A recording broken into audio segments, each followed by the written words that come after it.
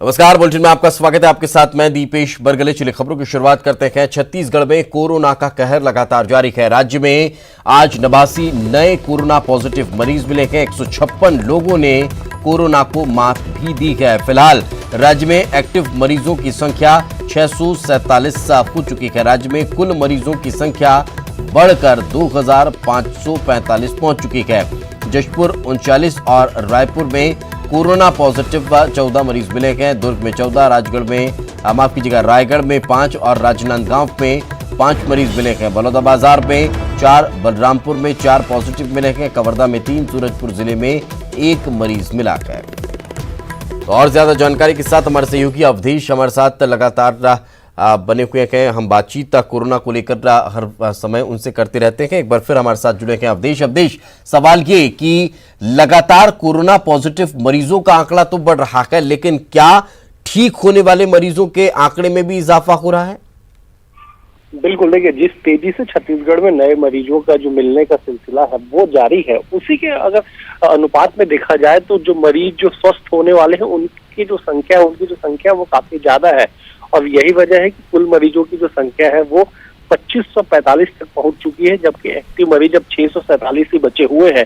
ये बताने के लिए काफी है कि भले छत्तीसगढ़ में रोज तकरीबन 80 मरीज नए मिल रहे हैं, लेकिन ठीक होने वाले का जो रेशियो है वो भी काफी बेहतर है अन्य राज्यों की तुलना में। लेकिन सबसे बड़ी बात ये है दीपेश कि जिस तरह से राज्य सरकार ने एक प्लान तैयार किया था कि 30 मई तक सारे जो प्रवासी श्रमिक है उनकी छत्तीसगढ़ में वापसी हो जाएगी और उसके बाद 14 जून तक सबको क्वारंटाइन में रखा जाएगा और 15 जून तक सबको रिलीज कर दिया जाएगा। 16 जून से मानसून की आमद होगी, लेकिन अभी भी छत्तीसगढ़ में जो श्रमिकों का है वो आने का सिलसिला जारी है। और अभी हाल फिलहाल में जितने भी नए मरीज मिल रहे हैं तमाम वो है जो क्वारंटाइन सेंटर में रह रहे हैं। तो ऐसे में सरकार ने जो तैयारियां की थी वो तैयारियों के परे अब कोरोना का संक्रमण फैलता जा रहा है। तो अब इस बढ़ते हुए संक्रमण को कैसे रोका जाएगा, ये जिम्मेदारों के सामने एक बड़ी चुनौती है।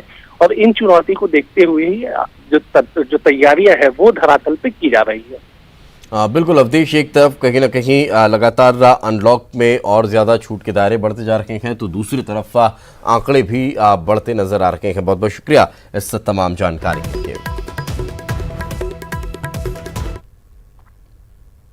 छत्तीसगढ़ में कोरोना से एक और मौत हुई है। जांजगीर जिले के एक मरीज की मौत हो गई है। मृतक का रायपुर एम्स में इलाज चल रहा था। लिवर रोग से भी ग्रसित था। मृतक का प्रदेश में कोरोना से मरने वालों की संख्या 13 पहुंच चुकी है। तो अवधेश हमारे साथ लगातार बने हुए हैं। अवधेश, अब ये आंकड़ा बढ़ता हुआ अगर नजर आ रहा है तो फिर इससे थोड़ा सा दुख होता है, और अब इसको लेकर किस तरह से और ज्यादा व्यवस्थाएं दुरुस्त की जा रही हैं?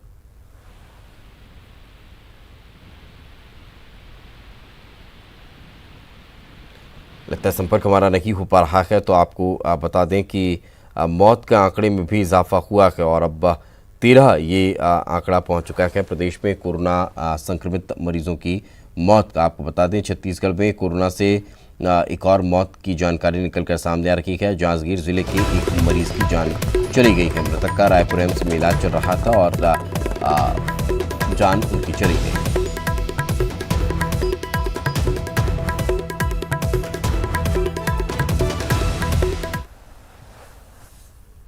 आगे बढ़ते हैं। कवर्धा में शुक्रवार को 3 नए कोरोना संक्रमित मरीज मिले हैं। मुख्य चिकित्सा और स्वास्थ्य अधिकारी ने इसकी पुष्टि की है। तीनों लोग एक ही परिवार के हैं, जिसमें एक महिला, एक पुरुष और एक 4 साल का बच्चा भी शामिल है। ये सभी हरियाणा से गुरुग्राम से लौटे थे।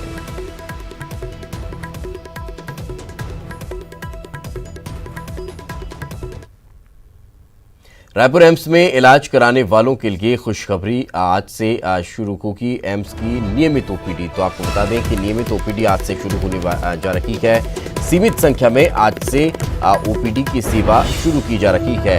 रजिस्ट्रेशन के आधार पर रोगियों का इलाज किया जाएगा। नए पुराने बीमारी का भी इलाज हो सकेगा। नियमित इलाज शुरू होने जा रहा है। पहली बार ओपीडी सेवा के लिए रजिस्ट्रेशन कराना होगा, ऑनलाइन रजिस्ट्रेशन कराना होगा और उसके बाद ओपीडी सेवा आपको मिल सकेगी। ORS ऐप के जरिए ये रजिस्ट्रेशन होगा। रोगियों को सोशल डिस्टेंसिंग का पालन करना अनिवार्य होगा, मास्क लगाना होगा और सभी रोगियों की स्क्रीनिंग भी सुनिश्चित की जाएगी।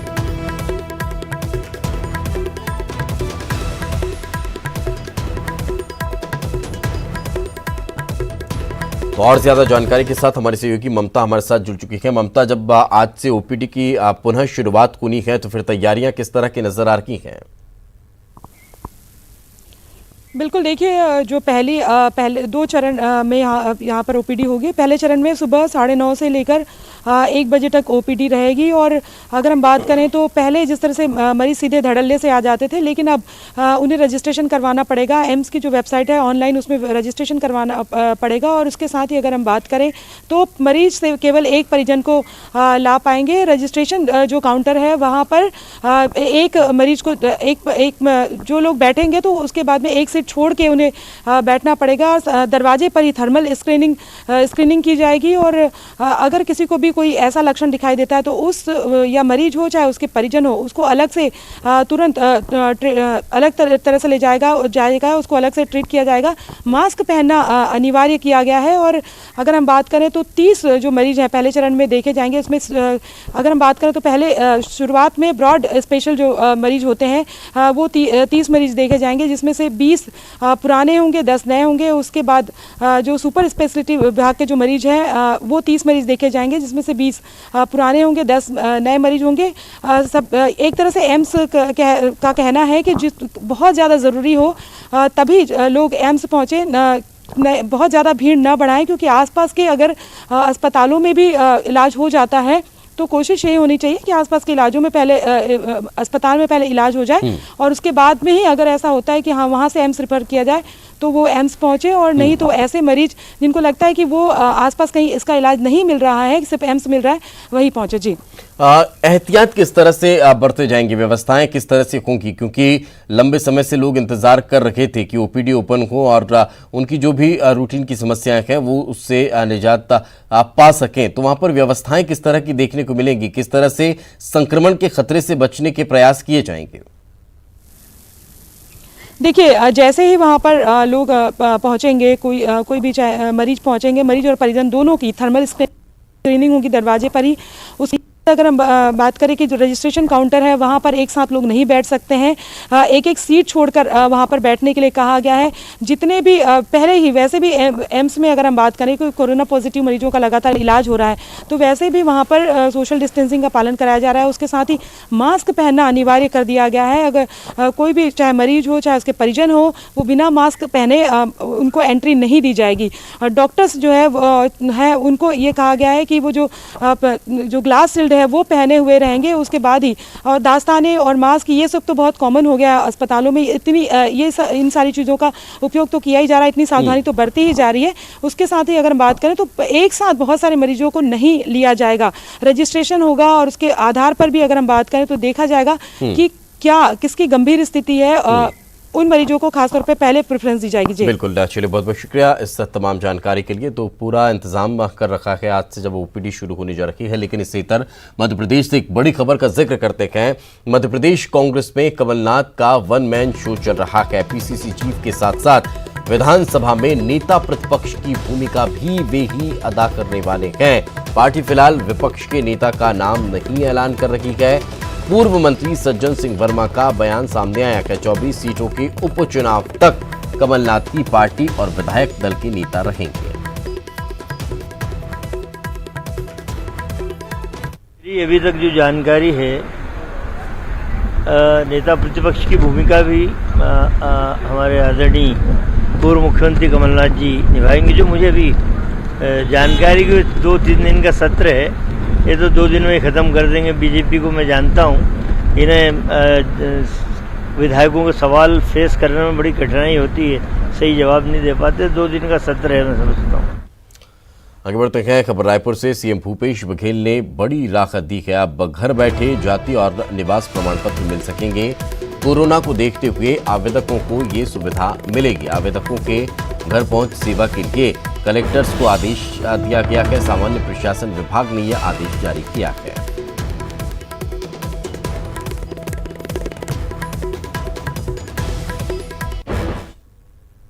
आगे बढ़ते हैं। खबर गरियाबंद से 5 लोग फूड पॉइजनिंग की शिकार हुए हैं। एक ही परिवार के 5 लोग फूड पॉइजनिंग के शिकार हुए हैं। फूड सब्जी खाने से अचानक का तबीयत उनकी बिगड़ गई है। सभी बीमार देवभोग सामुदायिक स्वास्थ्य केंद्र में भर्ती हैं। गरियाबंद के करचिया गांव का ये मामला बताया जा रहा है।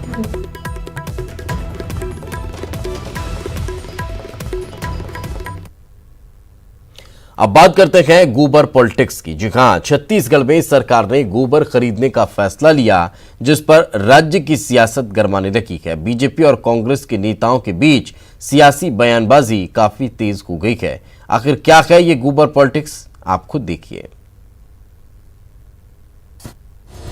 गोबर पर गरमाई सियासत। पूर्व मंत्री अजय चंद्राकर का बयान, गोबर को बनाए राजकीय चिन्ह।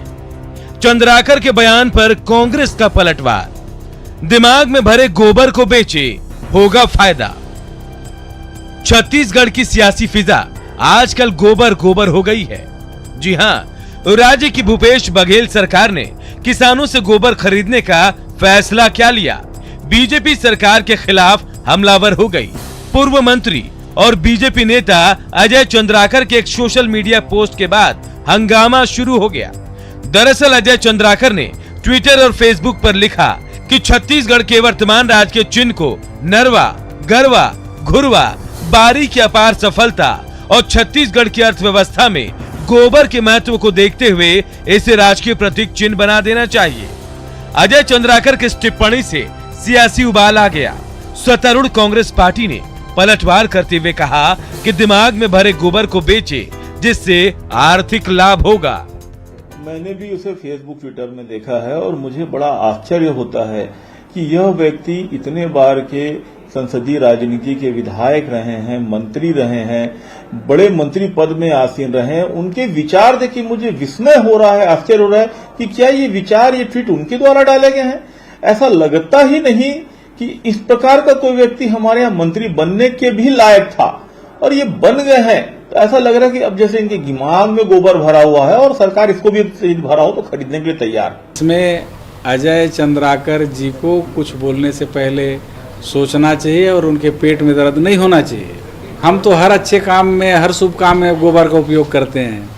घर में अगर पूजा पाठ करते हैं तो गोबर से पहले लिपाई होता है, गौरी गणेश बनाते हैं तो गोबर का उपयोग होता है। तो इसमें अजय चंद्राकर जी को क्यों खराब लग रहा है? मुद्दे को गरमाता देख बीजेपी के पूर्व मंत्री चंद्रशेखर साहू ने कांग्रेस के पलटवार पर कहा कि हम मुद्दे की राजनीति करें तो बेहतर होगा। दरअसल में मैं इसको बहुत टिप्पणी योग्य नहीं मानता। ये एक ट्वीट है और उसमें उन्होंने व्यंग्यात्मक ढंग से बात कही है। मैं इस पर कोई टिप्पणी करना उचित नहीं समझता, लेकिन ये ज़रूर गुजारिश करूँगा कि सभी चीज़ों को अपने को बहुत नीचे स्तर पर नहीं ले जाना चाहिए। बहुत सारे विषय हैं, बहुत सारे हमारे सामने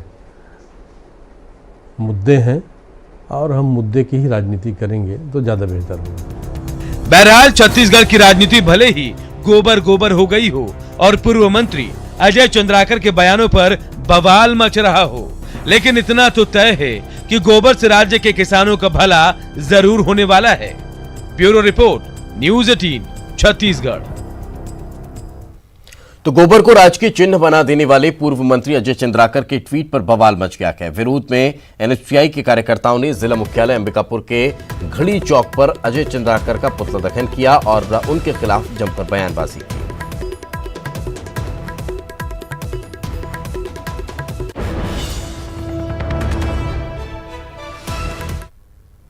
अब इस मामले में पूर्व मंत्री अजय चंद्राकर ने भी सफाई दी है। सरकार ने नाम बदलने की परंपरा भी डाल दी है, तो चूंकि एक नई सोच की सरकार आई है जो गोबर आधारित है, तो गोबर के प्रतीक को मैंने भेजा है। राष्ट्र या प्रदेश के राजकीय प्रतीक चिन्हों के अपमान का कोई उद्देश्य ही नहीं है। मैंने सुझाव दिया है, न कि किसी प्रतीक के प्रति अपमान व्यक्त किया है या ऐसी कोई कार्रवाई की है। चलिए फिलहाल रुकेंगे एक छोटे से ब्रेक के लिए। ब्रेक के बाद जल्द हाजिर होंगे। ब्रेक के बाद एक बार फिर आपका स्वागत है। खाद्य मंत्री अमरजीत भगत का जन्मदिन 22 जून को था, जिसको लेकर उनके विधानसभा सीतापुर से अंबिकापुर तक कई कार्यक्रम आयोजित किए गए, जिसको लेकर बीजेपी के नेताओं ने विरोध शुरू कर दिया। बीजेपी नेताओं ने पुलिस अधीक्षक से मंत्री के खिलाफ सोशल डिस्टेंसिंग के नियमों का उल्लंघन करने का आरोप लगाकर एफआईआर की मांग की है। बीजेपी के आरोपों पर मंत्री ने कहा कि उन्होंने कोई गलती नहीं की।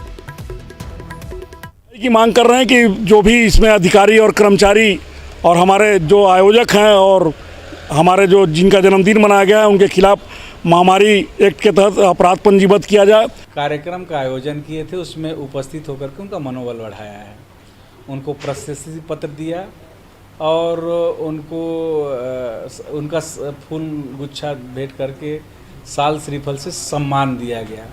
तो उस काम में उपस्थित होकर के खाद्य मंत्री अमरजीत भगत ने केंद्र सरकार पर निशाना साधा। कोयला, पर्यावरण और पेट्रोल डीजल की कीमतों को लेकर केंद्र सरकार पर निशाना साधा गया। कोयला खदानों के आवंटन की प्रक्रिया पर भी अमरजीत भगत ने मोदी सरकार को आड़े हाथों लिया है। उन्होंने कहा है कि कोयला खदानों का मनमाने ढंग से आवंटन किया जा रहा है, जिससे जंगल और वन्य प्राणियों के अस्तित्व खतरे में पड़ जाएगा। प्रधानमंत्री जी हटा दिए हैं और खुली स्पर्धा सिस्टम से कमर्शियल माइनिंग को आज ओपन कर दिए हैं, जिससे इन क्षेत्रों में लूट मचेगी और जंगल का बेतहाशा कटाई होगा, पर्यावरण को नुकसान। नगर निगम चुनाव के दौरान कांग्रेस के द्वारा किए गए चुनावी वायदों में से अब तक कोई काम नहीं करने का बीजेपी ने आरोप लगाया है, जिसके विरोध में आज बीजेपी प्रदर्शन करेगी। नेता प्रतिपक्ष और बीजेपी पार्षद महापौर के खिलाफ प्रदर्शन करेंगे। सोशल डिस्टेंसिंग का पालन करते हुए अपने अपने घरों के सामने प्रदर्शन किया जाएगा। तो भारतीय जनता पार्टी ने कहा था कि हम रोड की लड़ाई लड़ेंगे और उसी के तहत में पहले चरण में सोशल डिस्टेंसिंग और कोरोना से संबंधित सारे नियमों का पालन करते हुए अपने अपने घरों के सामने 1 घंटे का विरोध प्रदर्शन भारतीय जनता पार्टी के सभी कार्यकर्ता और उनके नेता करेंगे। तो मेरा मानना ये है कि कांग्रेस गरीबों की सरकार है, जो वो वादा करती है उसे पूरा करती है। और आप लोगों ने देखा है कि एक एक कर जैसे कि बिजली बिल हाफ होना था वो हो चुका है, तो समय के साथ वो भी पूरा होगा। कोंडागांव में पीसीसी चीफ मोहन मरकाम ने हरी झंडी दिखाकर प्रदेश सरकार की महती योजना पौधा तुम्हार द्वार शुरू की है। इस योजना के तहत वन विभाग शहरी क्षेत्रों में लोगों के घर तक पहुंचकर पौधे का वितरण करेगा। पालिका क्षेत्र में 50,000 पौधा बांटने का लक्ष्य रखा गया है। दुआर यानी कि पौधा आपके द्वार यानी कि दरवाजे में पहुंचाने का निर्णय माननीय भूपेश बघेल जी के नेतृत्व में सरकार कर रही है, ताकि फलदार पौधों का ज़्यादा से ज़्यादा वितरण हो और संरक्षित रहे, सुरक्षित रहे। ये सरकार का लक्ष्य है। इस साल पूरे प्रदेश में इसी योजना का आगाज किया गया है, ताकि हम पौधों को सुरक्षित रह के पर्यावरण संतुलित हो। ये सरकार का निर्णय लिया है। नगर पालिका कोंडागांव के एरिया में 50,000 का हमने टारगेट रखा हुआ है, जिसमें हम फलदार पौधे, जिसमें मुनगा है, आम है, काजू है, अमरूद है, नींबू है, ये सारे पौधे हम वितरण करने जा रहे हैं। राष्ट्रीय राजमार्ग 43 पे 15 किलोमीटर लंबा जाम लग गया। कई घंटों से लगे इस जाम में सैकड़ों वाहन फंस गए, जिसके कारण एनएच पर आवागमन पूरी तरह से बाधित हो गया।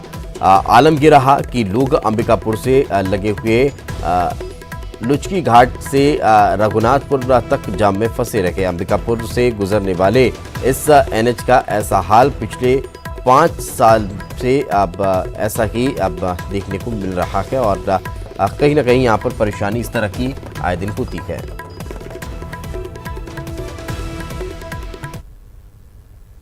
खबर दुर्ग से, जहां पर नकली नोट छापने वाला डॉक्टर गिरफ्तार किया गया है। शक होने पर व्यापारियों ने पकड़कर पुलिस के हवाले कर दिया। डॉक्टर के पास से कई नकली नोट बरामद हुए हैं। दुर्ग के गया नगर के निवासी बताया जा रहा है ये डॉक्टर, और डॉक्टर के घर से नकली नोट जब्त होने की सूचना है। आपको बता दें, डॉक्टर का क्लिनिक का कोतवाली पुलिस पूरे मामले की जांच कर रही है। और इसी के साथ इस बुलेटिन में फिलहाल इतना ही। खबरें लगातार जारी हैं।